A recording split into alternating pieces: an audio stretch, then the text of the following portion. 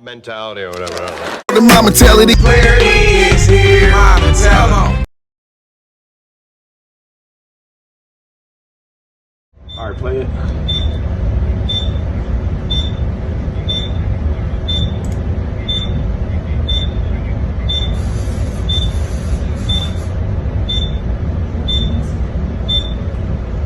Things that the teams found inside of the Cybertruck that are useful to the investigation. And that first and foremost is a military identification. We also found a passport. We found a Desert Eagle 50 caliber semi-automatic pistol. And if you'll notice on a lot of these guns that we're going to talk about here, they're almost just burnt beyond recognition as well. There's a SLR model B30 semi-automatic firearm. Number of fireworks that were still in the vehicle that had to be removed. Notably, we found an iPhone and a smartwatch, and then several credit cards were also in the name of our subject. Our subject is 37-year-old Matthew Livelsberger. He's of Colorado Springs, Colorado, born July 22nd of 1987. His body is burnt beyond recognition. And I do still not have confirmation 100% that that is the individual that was inside of our vehicle. And so as I'm calling it now, the subject or person of interest, I will not come back until I have the confirmation through DNA or medical records that this is indeed, in fact, the subject inside of the vehicle. Discovered through the coroner's office that the individual had sustained a gunshot wound to the head prior to the detonation of the vehicle. One of the handguns was found at his feet inside of the vehicle.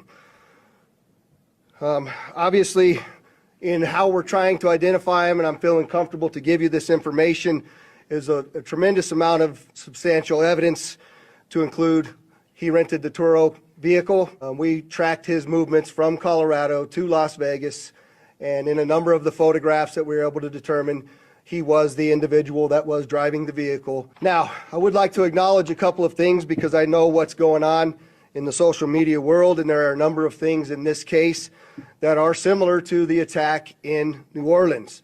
We do know that our subject here served in the military. In fact, he's a current member of the military. Both of the subjects served at Fort Bragg, North Carolina. What we do know about that is it's a very large military base, and we have no record that they served in the same unit or even at the same years at Fort Bragg, something that continues to remain under investigation. I also know that they both served in Afghanistan in 2009. We don't have any evidence that they were in the same province in Afghanistan, the same location, or the same unit. Again, something else that remains under investigation.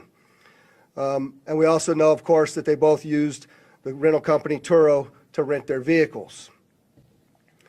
As far as his military background, it's been confirmed by DOD that he was indeed in the United States Army.